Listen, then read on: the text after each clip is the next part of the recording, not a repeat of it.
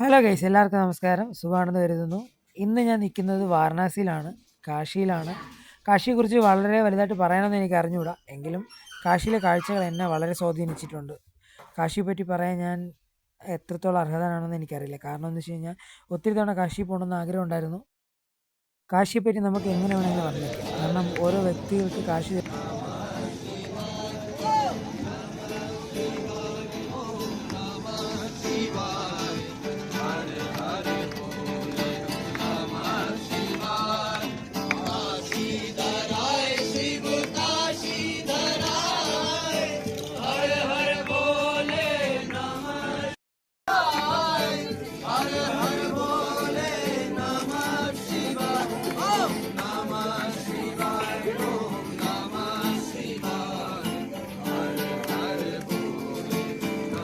3 തവണ മൊത്തം കാശിയിൽ പോകാൻ ശ്രമിച്ചു. രണ്ടാമത്തെ തവണ പരാജയപ്പെട്ടു. മൂന്നാമത്തെ തവണ എത്തിപ്പെട്ടു. നിയോഗം അതാണ്. നമ്മൾ പ്രതീക്ഷിക്കുന്നത് പോലെയല്ല. നടക്കേണ്ട സമയങ്ങളിൽ കാര്യങ്ങൾ നടക്കും.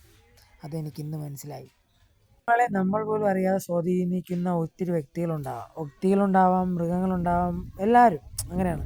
അപ്പോൾ എൻ്റെ യാത്രയെന്ന് പറയുമ്പോഴത്തേക്കും ഞാൻ നിന്ന സമയവും നിന്ന സ്ഥലവും പോലും എനിക്കറിയില്ല. കാരണം ഞാൻ അത്രത്തോളം കാശിയെ ഇഷ്ടപ്പെട്ട് എത്തിപ്പെട്ടു അവിടെ, അങ്ങനെ വേണം പറയാൻ. ഫസ്റ്റത്തെ എക്സ്പീരിയൻസാണ്. എല്ലാം ആത്മീയതയാണെന്ന് പറയാൻ പറ്റില്ല, സന്തോഷമാണ്. ആത്മാവിന് കിട്ടുന്ന ഒരു സന്തോഷത്തെയാണ് ഞാൻ ആത്മീയതയായിട്ട് കാണുന്നത്. അപ്പോൾ ഞാൻ ഇനി കാണാൻ പോകുന്നത്, നിങ്ങൾ കാണാൻ പോകുന്നതും ഞാനെന്നൊരു വ്യക്തി എങ്ങനെയാണ് കാശിയെ ആസ്വദിച്ചതാണ്. അപ്പോൾ എല്ലാവരും കാണണം. നമ്മളെ ജീവിതത്തിൽ നമുക്ക് മറക്കാൻ പറ്റാത്ത കുറച്ച് കാര്യങ്ങൾ മാത്രമേ ഉള്ളൂ. ഈ കണ്ണിൽ കാണുന്ന കാഴ്ചകളും ജീവിതത്തിലുണ്ടാകുന്ന സങ്കടമാണെങ്കിലും സന്തോഷമാണെങ്കിലും മാത്രം. അപ്പോൾ എല്ലാവരും സന്തോഷത്തോടുകൂടി പറ്റുന്ന സ്ഥലങ്ങൾ യാത്ര ചെയ്യുക, കാണുക.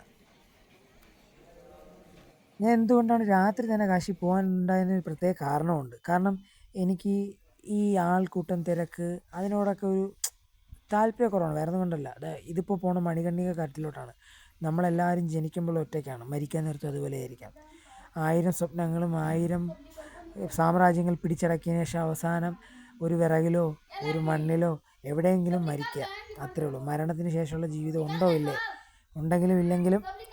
എന്തുകൊണ്ടാണ് കാശി ഇഷ്ടപ്പെടുന്നതെന്ന് ചോദിച്ചു കഴിഞ്ഞാൽ ഈ മണികർണിക കട്ട് തന്നെയാണ്. കാരണം എല്ലാ മോഹങ്ങളും എല്ലാം അവസാനം ഭൂമിയിൽ കത്തിച്ചാമ്പലായി തീരുന്ന നിമിഷം അത് അങ്ങനെയാണ്. ഇപ്പം കിടന്ന് പുകയുന്നത് ഓരോ ജീവനുകൾ, 1000 സ്വപ്നങ്ങളും 1000 സാമ്രാജ്യങ്ങൾ പിടിച്ചടക്കിയവരായിരിക്കും. ഇതാ കണ്ടില്ലേ, മരിക്കാൻ നേരത്തും ജനിക്കാൻ നേരത്തും ഇതുപോലെ ഉള്ളതിൽ കൈയും വെച്ചുകൊണ്ടിരിക്കണം ഗൈസ്. ഈശ്വരനെ കാശിയിലെ ഓരോ ജീവിതങ്ങൾക്കും 1000 കഥ പറയാനുണ്ടാവും. അപ്പോൾ എനിക്കും ഒരു കഥ അവിടെ പറയാനുണ്ട്. അത് ഇതിലൂടെ പറയാൻ ഞാനും താല്പര്യപ്പെടുന്നില്ല. എല്ലാം കഴിഞ്ഞ് റെയിൽവേ സ്റ്റേഷനിലോട്ട് വന്നു. തിരിച്ചു പോകാനുള്ള യാത്രയിലാണ്. കാശി എന്നെ വളരെ സ്വാധീനിച്ചു. അത് എത്രത്തോളമാണെന്ന് പറയാൻ പറ്റില്ല ഈ വീഡിയോയിലൂടെ. എന്നെ ഈ ശബ്ദത്തിന് പോലും മനസ്സിലാക്കാൻ കഴിയും. അങ്ങനെയാണ് ജീവിതം. എല്ലാം എപ്പോഴും ഒരേപോലെ ആവണമെന്നില്ലല്ലോ. സന്തോഷമാണെങ്കിലും സങ്കടമാണെങ്കിലും ഭൂമിയിൽ നിയോഗിക്കപ്പെട്ട സമയം വരെ ജീവിക്കുക, അത് കഴിഞ്ഞാൽ പോവുക. അതിനുള്ളിൽ കാണാൻ പറ്റുക, കാണുക, സന്തോഷം പകരുക. അതുകൊണ്ടാണ് ഈ വീഡിയോ ലാസ്റ്റ് ആഡ് ചെയ്യണം. അഗ്നിയാണല്ല, മരണം എത്തുന്ന സമയത്ത് പോവുക, വിളിക്കുമ്പം കൂടെ പോവുക, ഒന്നും മിണ്ടാതെ നിശബ്ദമായി. അതുകൊണ്ട് തന്നെയാണ് ഞാൻ കാശി രാത്രി തന്നെ പോകാൻ തീരുമാനിച്ചതും. ഒരു ദിവസം ഞാനും പോകും.